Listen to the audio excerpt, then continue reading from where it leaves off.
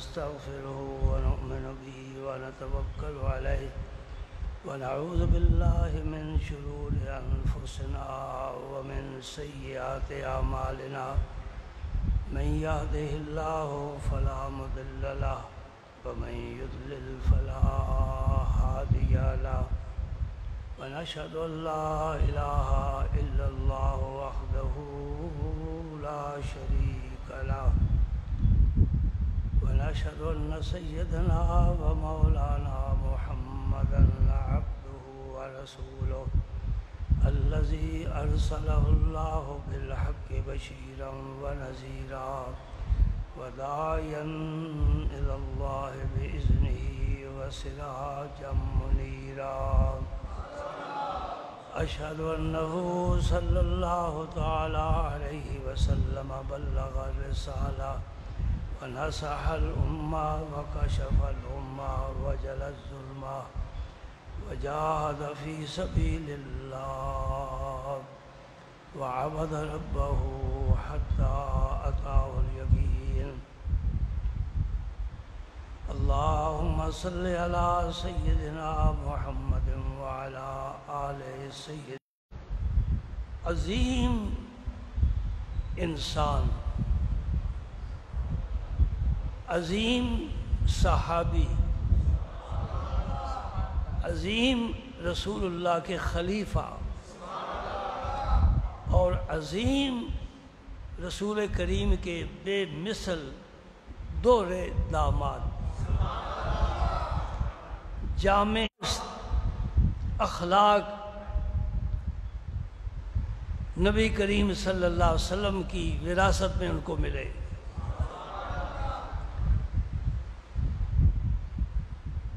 خاندانی لحاظ سے بنو امیہ سے ان کا تعلق ہے۔ ہمارے نبی پاک کا قبیلہ بنو ہاشم کہلاتا ہے۔ سیدنا صدیق اکبر رضی اللہ تعالی عنہ کی ترغیب پر یہ مشرف اسلام ہوئے۔ حدیث میں آتا ہے الدال الخیر کفاعلہ، جو آدمی نیکی کی رہنمائی کرتا ہے گویا وہ خود نیکی کر رہا ہے۔ اس کا مطلب یہ ہے کہ اگر آپ نے کسی کو نمازی بنا دیا تو وہ زندگی بھر جتنی نمازیں پڑھے گا اس میں آپ کا بھی ثواب شامل ہے۔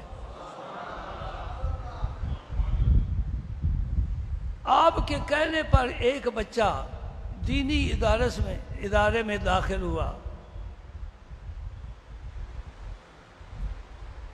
وہ عالم بن گیا،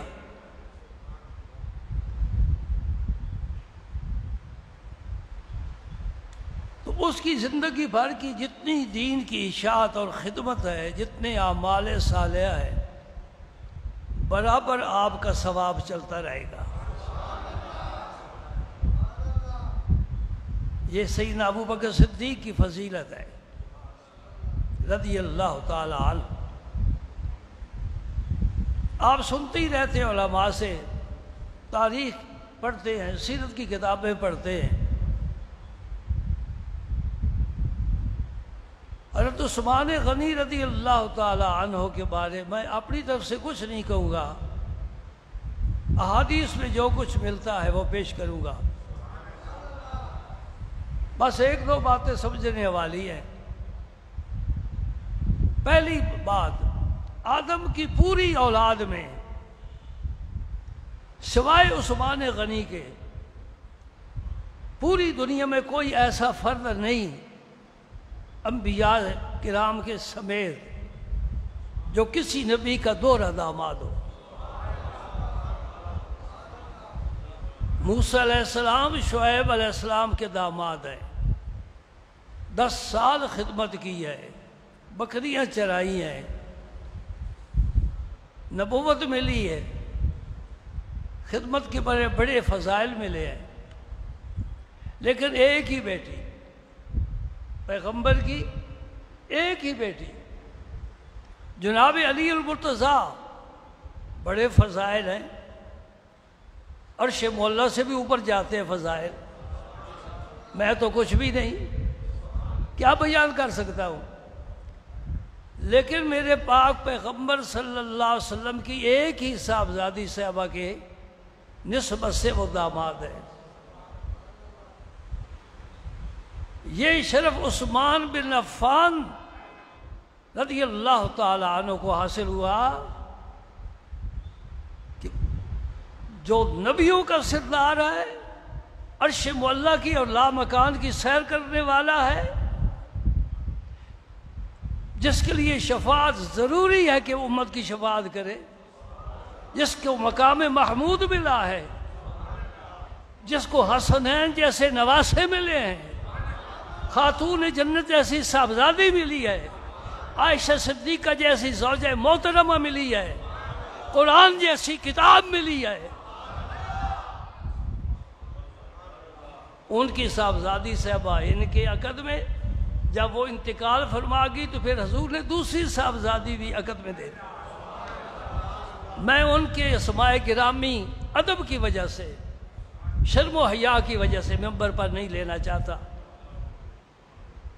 اور میں یہ آواز دنیا بھر کے علماء تک پہنچانا چاہتا ہوں. تم اپنی بہو بیٹی کا نام منبر پر نہیں لیتے، جو نبیوں کا سردار ہے ان کی بیٹیوں کی، ان کے ازواج مطہرات کی نام اچھالتے پھرتے ہو.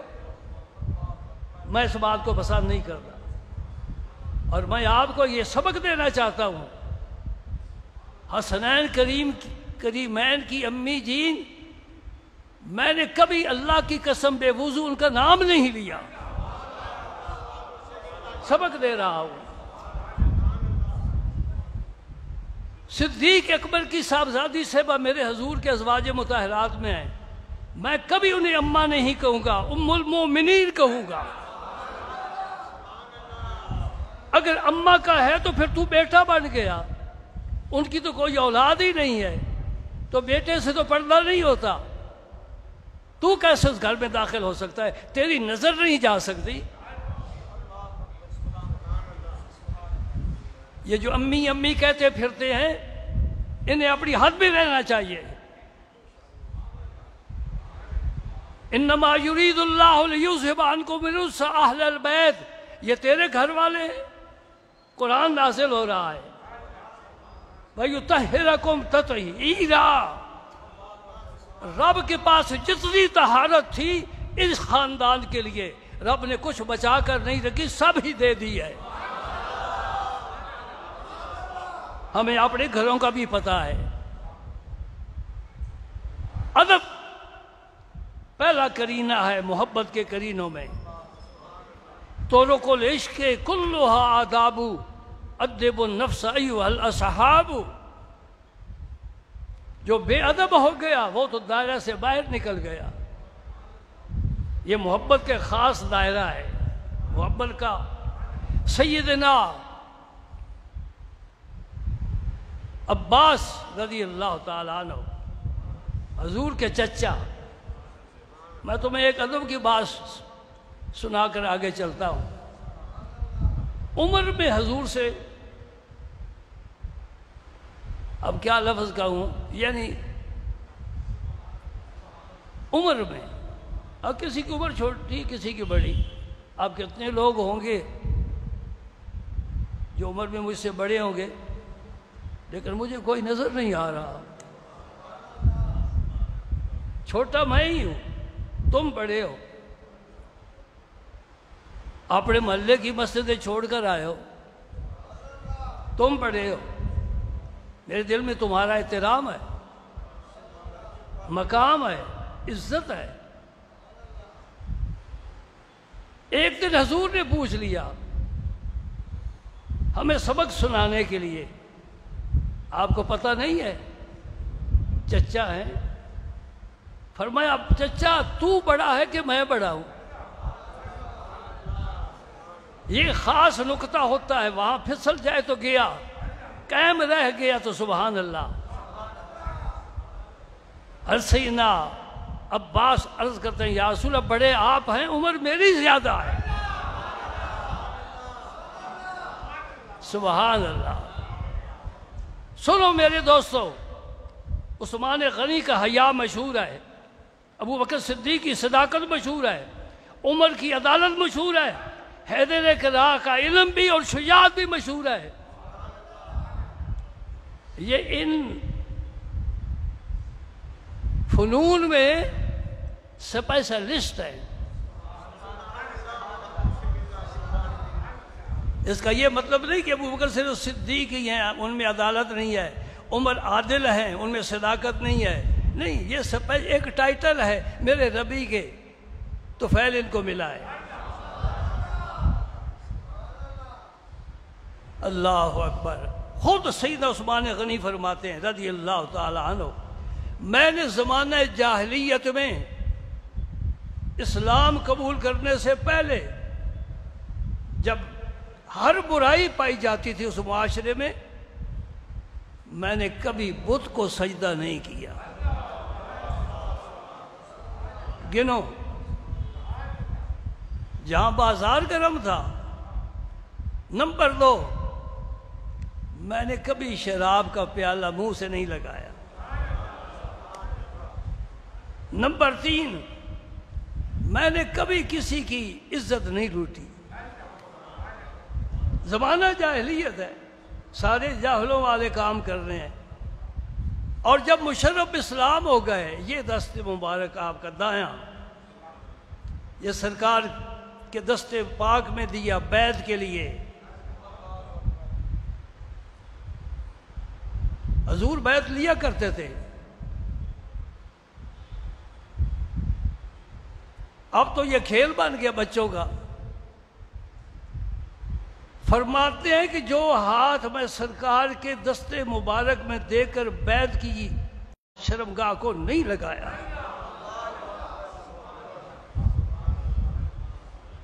کوئی پہنچ کر یہاں دکھائے تو صحیح، بڑا بلند مقام ہے۔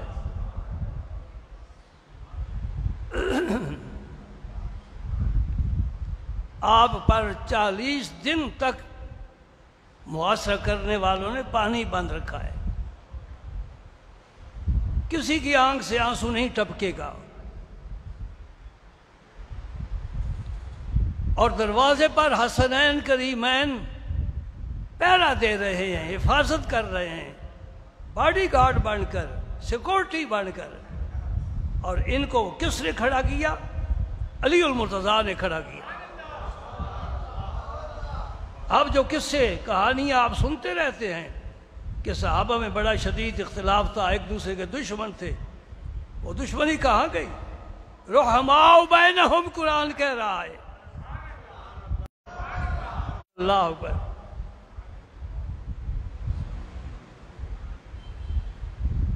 ام المومنین روایت فرماتی ہے، کان رسول اللہ صلی اللہ علیہ وسلم مضطجعا فی بیتہ، آقا کریم اپنے کاشانہ اقدس میں آرام فرما تھے، دراز تھے، یعنی لیٹے ہوئے تھے۔ مضطجعا کا معنی ہے کاشفاً عن فخذہ، آپ کی جو چادر مبارک تھی وہ یہاں تک تھی، ہم ٹخنوں سے اوپر اٹھانا بھی ذرا ہمیں گوارا نہیں۔ ایک صحابی فرماتے ہیں نا، میں نے لنگی باندھی ہوتی، عرب میں چادر ہی باندھتے تھے، ہمارے اب سلوار آ گئی، اس کو حضور نے پسند فرمایا، پردے والا لباس ہے۔ فضائل کے ساتھ ساتھ مسائل بھی۔ میں جا رہا تھا، لنگی باندھی ہوتی اور لنگی میری ٹخنے سے نیچے تھی، ٹھیک عام قسم کی، کوئی قیمتی نہیں تھی۔ پیچھے سے آواز آئی، اپنی چادر کو اوپر کر۔ میں نے کہا کون ہے؟ مڑ کر دیکھا تو حضور تھے۔ اس کو امر بالمعروف کہتے ہیں۔ کوئی موقع ہاتھ سے جانے نہ دو، نیکی کی تلقین کرو۔ پانی کھڑے ہو کر پی رہے کہ بیٹھ کر پی، بائیں ہاتھ سے پہلا، دائیں ہاتھ سے کھا، کھانا شروع کیا ہے بسم اللہ نہ بیڑی بسم اللہ پڑھ، کم از کم اپنی اولاد کو تو پابند کرو، اپنے گھر والوں کو تو پابند کرو۔ اگر باہر کوئی نہیں سنتا، بیٹا تو سنتا ہے، چھوٹا بھائی تو سنتا ہے۔ اللہ اکبر۔ تہبند کو اوپر کر لیا اور یہ حرام ہے، ہمیشہ باندھو ٹخنے سے اوپر اور ٹخنے تک اس کی اجازت ہے، جہاں تک رکھو، ننگا رکھو، ٹخنا ننگا رکھو۔ اچھا یہ تو اب میرا موضوع نہیں ہے نا، سبق میں نے دے دیا، اللہ تعالیٰ مجھے بھی آپ کو بھی توفیق عطا فرمائے۔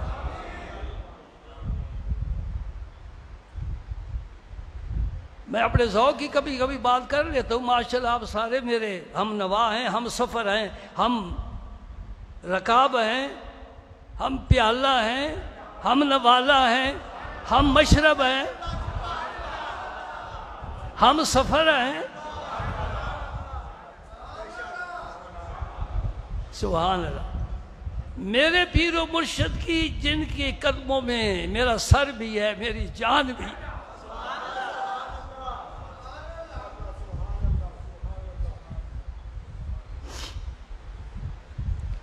میرے پاس آپ کی تصویر مبارک ہے، میں دکھا سکتا ہوں۔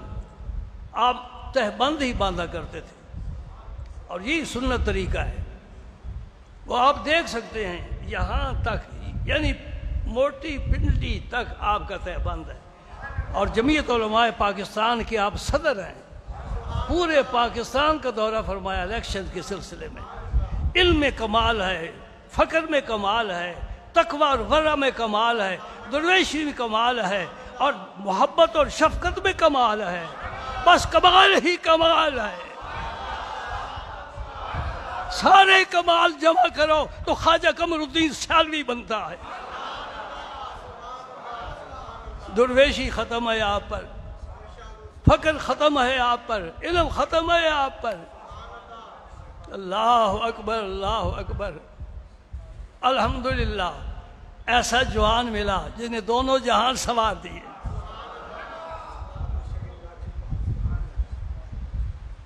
تو آپ یہاں تک نا تہبند اونچا کیے ہوا تھا، یہاں تک۔ جناب سیدنا ابوبکر صدیق رضی اللہ تعالیٰ عنہ آئے، اجازت طلب کی، حضور جس طرح تشریف فرما تھے، جس طرح آپ نے ان کو اجازت دی وہ آ گئے۔ تھوڑی دیر کے بعد عمر فاروق آ گئے، انہوں نے اجازت طلب کی، فرمایا آ جاؤ، تمہارا اپنا گھر ہے، میں تمہارا، تم ہمارے۔ آنکھوں آنکھوں میں اشارے ہو گئے، تم ہمارے، ہم تمہارے ہو۔ اے عمر، ساری دنیا تجھ پر لعنت بھیجے، تیرا رب تجھ پر رحمتیں بھیج رہا ہے۔ تیرے نام سے شیطان بھاگتا ہے، اور تجھے میرے نبی نے رب سے مانگ کر لیا ہے، تو مراد رسول ہے، تو داماد بطول ہے۔ اللہ اکبر۔ یہ فکرہ سنو نا، یہ ہضم نہیں ہوتا، یہ جو ماتمی گروہ ہے انہیں یہ ہضم نہیں ہوتا۔ تمہارا معدہ خراب ہے، پہلے اس کی اصلاح کر۔ معدہ ہی نہیں، صرف تمہارا پیٹ بھی خراب ہے۔ عمر فاروق آئے، بڑے روب والے ہیں، بڑا جوان کڑیل جوان ہے، قد مبارک بڑا ہے، تلوار ہر وقت ہاتھ میں ہے، غصے سے آنکھیں ہر وقت سرخ رہتی ہیں۔ نبی کی کسی نے ذرا بھی ادب میں کمی کی، یا رسول اللہ مجھے اجازت دو میں اس کا سر نہ قلم کر دوں۔ اللہ اکبر، کتنا پیارا جذبہ یہ، اللہ کے رسول پر مر مٹنے والے۔ لیکن آپ جس بے تکلفی کے ساتھ تشریف فرما تھے اسی طرح بیٹھے رہے۔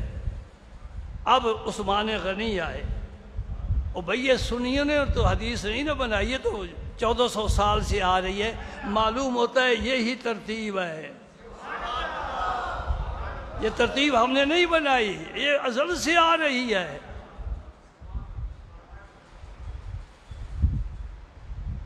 مجھے قرآن پاک کی آیت یاد آ رہی، میں بیان تو احادیث کرنا چاہتا ہوں، لیکن قرآن کے بغیر تو کام نہیں نہ چلتا۔ حدیث تو شرح ہے قرآن کی، قرآن متن ہے۔ قرآن اپنی وضاحت کے لیے حدیث کی ضرورت محسوس کرتا ہے.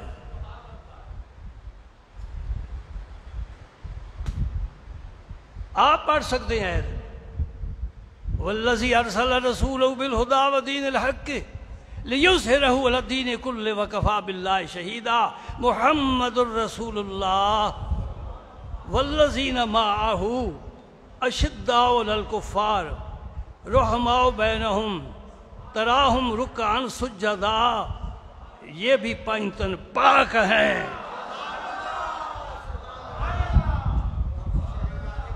یہ آپ کو میں ایک نیا مسئلہ دے رہا ہوں. یہ بھی 5 گنے نا میں قرآن کہہ رہا ہے.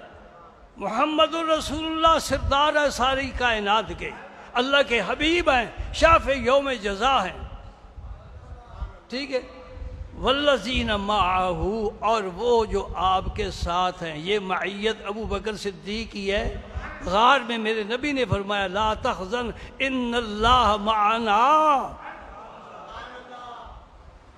ما ظنک باثنین اللہ ثالثہما. فرمایا ابو بکر تو 2 کے بارے تیرا کیا خیال ہے؟ 2 کے بارے تیرا کیا خیال ہے جن کے ساتھ تیسرا اللہ ہے؟ تو ابو بکر کے سیرت سے کیڑے نکالتا رہے, وہ سب تیرے کیڑے ہیں. اللہ نے انہیں عزت دی ہے. کیا عزت دی ہے؟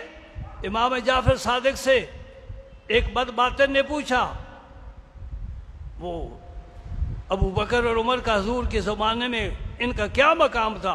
فرمایا مزار جا کر دیکھ رہے, جو آج مقام ہے یہی ان کی زندگی میں مقام تھا. ادھر ابو بکر ہے تو ادھر عمر ہے, ادھر ابو بکر ہے تو ادھر عمر ہے. بات پھیل جاتی ہے. اب تیسرے نمبر پر عثمان غنی آئے, اجازت طلب کی. حضور نے اجازت فرما دی, آ جاؤ آ جاؤ آ جاؤ. اور فوراً حضور اٹھ کر بیٹھ گئے اور چادر کو یوں نیچے کر لیا.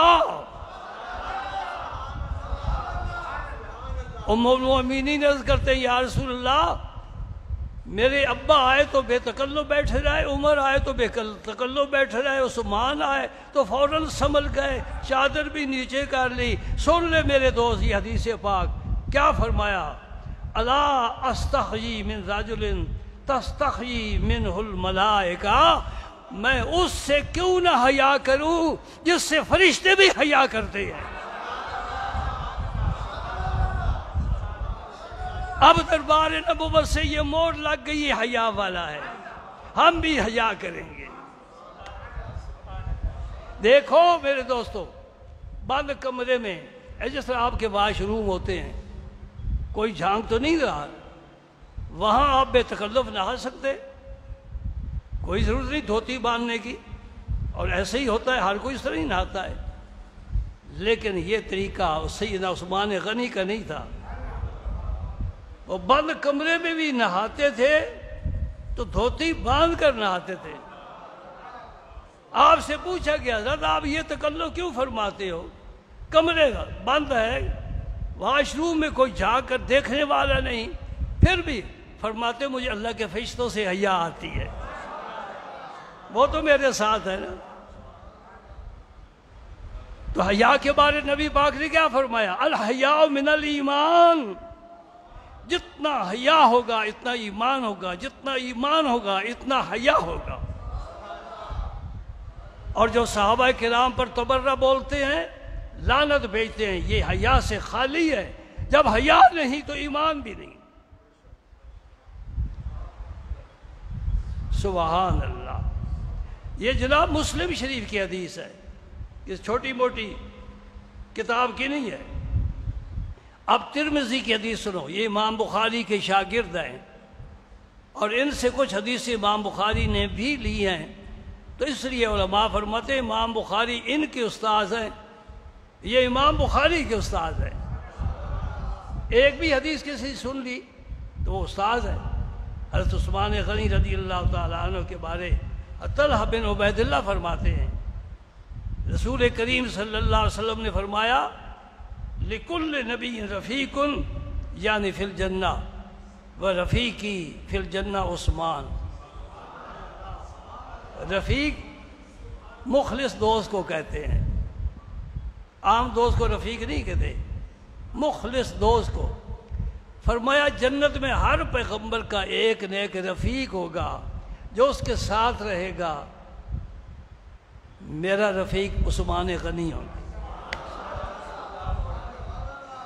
اور ماشاءاللہ یہ بڑی مزے کی بات ہے کہ غزوہ بدر میں یہ نہیں حاضر ہوئے، حضور نے منع فرمایا تھا۔ آپ کی صاحبزادی صاحبہ جو ان کی عقد میں تھی وہ علیل تھی، طبیعت مبارک بہتر نہیں تھی، تو فرمایا تم گھر پر رہو، ان کی دیکھ بھال کرو، خدمت کرو۔ مجھے اجازت دو میں ایک بات کر لوں۔ یہ جو 40 دن کے لیے نکل جاتے ہیں اور بیوی بچوں کی خبر ہی کوئی نہیں، کیا خیال ہے آپ کا؟ اگر ان سے کہو نا جی ذرا ان کا بھی تو خیال ہو، اللہ خیال رکھے گا، تو آپ دنیا میں کس طرح آئے؟ اولاد کے، ماں باپ کے، بھائی بہن کے، پڑوسی کے بڑے حقوق ہیں، سب کی پاسداری کرنی چاہیے۔ بہرکیف سیدنا عثمان غنی کو حضور نے بدر میں جانے سے منع فرمایا، اور جب اللہ تعالیٰ نے فتح آپ کو عطا فرمائی اور آپ خوشی خوشی واپس مدینہ پاک تشریف لا رہے ہیں، تو آپ کی صاحبزادی صاحبہ کا جنازہ تیار تھا، اس جنازے میں آپ خود شامل ہوئے، لیکن جب مال غنیمت تقسیم ہوا وہ صرف مجاہدین کا حق ہے، اس کا 5واں حصہ حضور کے لیے ہوتا ہے، پھر اس 5 حصے کو پھر تقسیم کیا ہے قرآن پاک میں۔ 10واں پارہ پہلی آیت پڑھ کر دیکھ لے۔ اب بھی سادات خمس طلب کرتے ہیں، حالانکہ خمس تو جہاد کرنے والوں کا ہوتا ہے، گھر میں بیٹھنے والے کاروبار کرنے والوں کی آمدن میں خمس نہیں ہوتا۔ ویسے خدمت کرنا امت کا فریضہ ہے، سادات کی خدمت کریں، سادات کی عزت کریں۔ نبی کریم صلی اللہ علیہ وسلم نے جب اصحاب بدر کو غنیمت کا مال تقسیم فرمایا تو عثمان غنی کو بھی بدری صحابہ میں شامل فرما کر ان کو بھی حصہ دیا۔ اب عثمان غنی بدر میں گئے نہیں، جنگ نہیں کی، تلوار نہیں اٹھائی، گھر پر رہے، لیکن بدری صحابہ میں شمار ہوتا ہے۔ اور بدری صحابہ کے بارے میں یہ آپ کو ایک پیاری اور انوکھی بات بتاؤں، جس کو کوئی بھی مشکل پیش آ جائے وہ اصحاب بدر کا اللہ کی جناب میں وسیلہ پیش کرے، اللہ تعالیٰ اس کی دعا کو قبول فرمائے گے۔ اصحاب بدر کی بڑی شان ہے۔ ایک دفعہ جبریل امین حاضر ہوئے، عرض کرتے یا رسول اللہ، آپ کے تمام صحابہ میں سے اصحاب بدر کا کیا مقام ہے؟ آپ نے فرمایا کہ سب صحابہ سے بدری صحابہ افضل ہیں۔ کیوں؟ کہ اللہ نے فرمایا تھا اے ملو ما شئتم، تم نے مجھے اتنا خوش کر دیا، آج کے بعد جو چاہو کرو، تمہیں اجازت ہے۔ تو حضرت جبریل امین فرمانے لگے یا رسول اللہ، جس طرح بدری صحابہ کی باقی صحابہ پر فضیلت ہے، اسی طرح بدر میں جو میں فرشتے لے کر آیا تھا ان کو سب فرشتوں پر فضیلت حاصل ہے۔ یعنی تیری خدمت میں آئے، آپ نے سنا ہے نا، اس لیے اقبال نے کہا تھا فضائے بدر پیدا کر کہ تیری نصرت کو اتر سکتے ہیں گردوں سے قطار اندر قطار، اب بھی فرشتے اب بھی آ سکتے ہیں تیری مدد کے لیے، اللہ تیری مدد کرے گا۔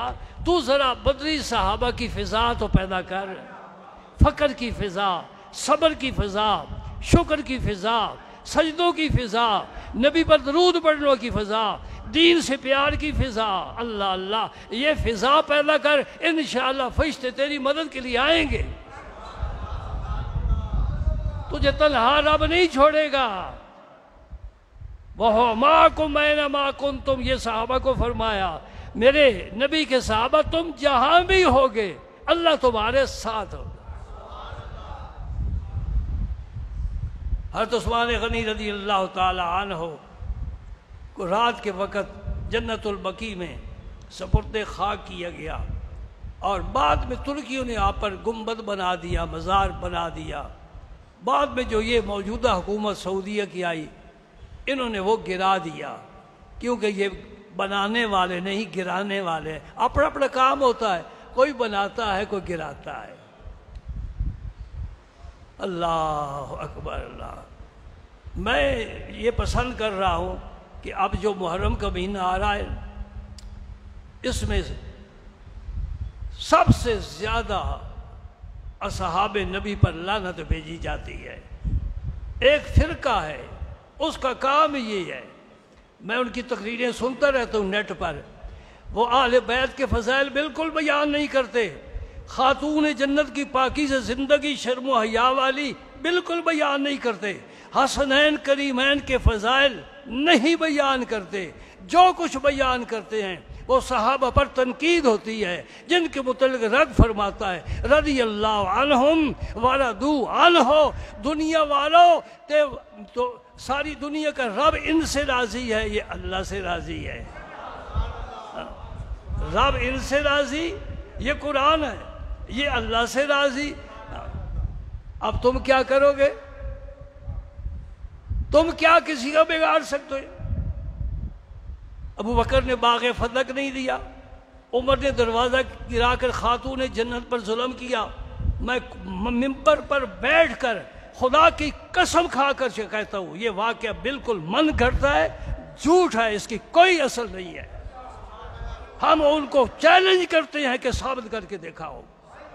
آخر عمر فاروق کے زمانے کی بات ہے نا، ابو بکر صدیق کی خلافت کے لیے عمر علی کے دروازے پر آئے اور علی کو گھسیٹ کر نہیں، رسی کے گلے میں رسی ڈال کر اور دروازہ خاتون جنت پر گرایا۔ استغفر اللہ، وہ علی کی شجاعت کدھر گئی؟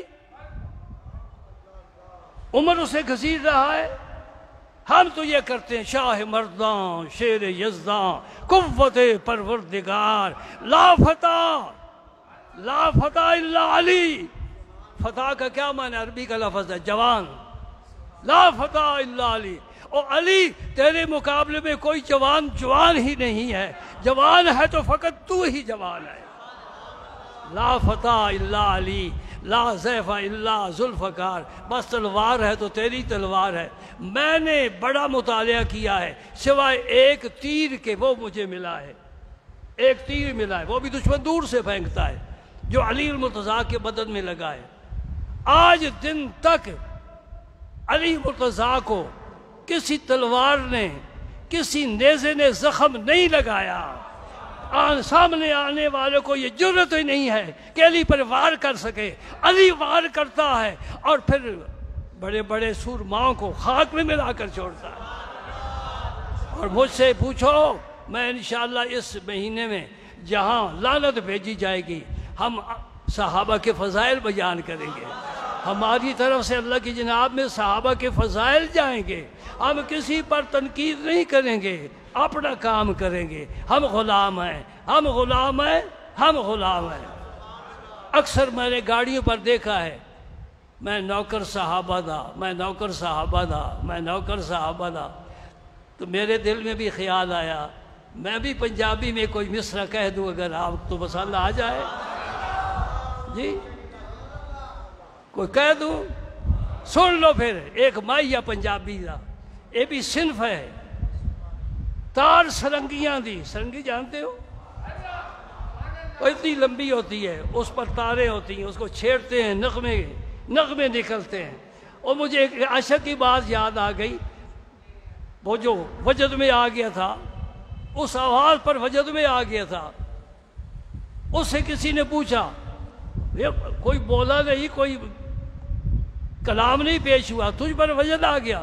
وہ کہنے لگا خشک تارو، خشک چوبو، خشک پوست، تین ہی چیزوں سے سرنگی بنتی ہے۔